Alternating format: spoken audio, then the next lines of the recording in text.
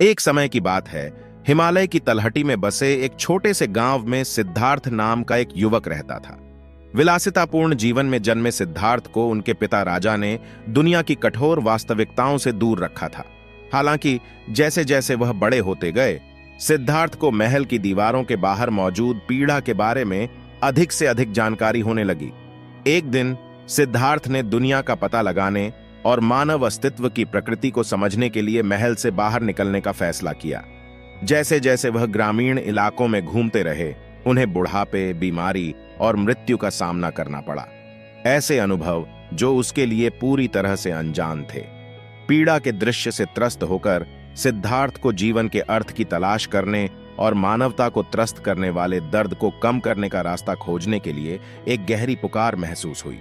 आंतरिक खोज से प्रेरित होकर सिद्धार्थ ने अपना राजसी जीवन त्याग दिया और आत्म खोज की यात्रा पर निकल पड़े।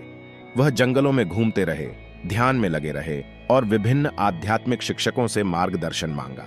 अपने प्रयासों के बावजूद सिद्धार्थ को उस पीड़ा से कोई स्थायी उत्तर या राहत नहीं मिली जो उन्हें परेशान कर रही थी। एक दिन थके हुए और निराशा के कगार पर सिद्धार्थ ने बोधि वृक्ष के नीचे बैठकर तब तक ध्यान करने का फैसला किया जब तक उन्हें सच्चाई नहीं मिल गई। वे दिन रात गहन चिंतन में डूबे रहे, इच्छा के प्रलोभनों और संसार के भ्रमों का सामना करते रहे। अंततः जैसे ही सूरज की पहली किरण फूटी, सिद्धार्थ को ज्ञान प्राप्त हुआ।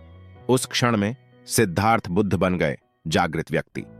उन्हें कर्म की प्रकृति का एहसास हुआ, कारण और प्रभाव का चक्र जो सभी जीवित प्राणियों को अस्तित्व के चक्र से बांधता है।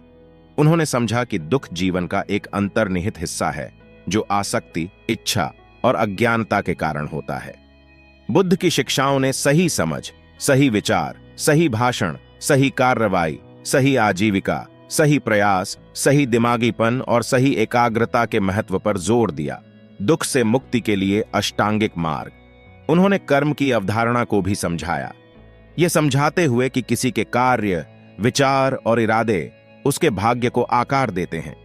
बुद्ध ने दूर दूर तक यात्रा की और करुणा, सचेतनता और सभी जीवन के अंतर संबंध की अपनी शिक्षाओं का प्रसार किया। जीवन के विभिन्न क्षेत्रों के लोग उनके ज्ञान की ओर आकर्षित हुए और उनकी शिक्षाएं बौद्ध धर्म की नींव बन गईं। अंत में बुद्ध और कर्म की कहानी हमें सिखाती है कि हमारे कार्यों के परिणाम होते हैं और मुक्ति का मार्ग दुख की प्रकृति को समझने और कर्म के चक्र से मुक्त होने में निहित है। सचेतनता और सही जीवन शैली के माध्यम से व्यक्ति आत्मज्ञान की स्थिति प्राप्त कर सकता है और दुनिया के सभी प्राणियों की भलाई में योगदान दे सकता है।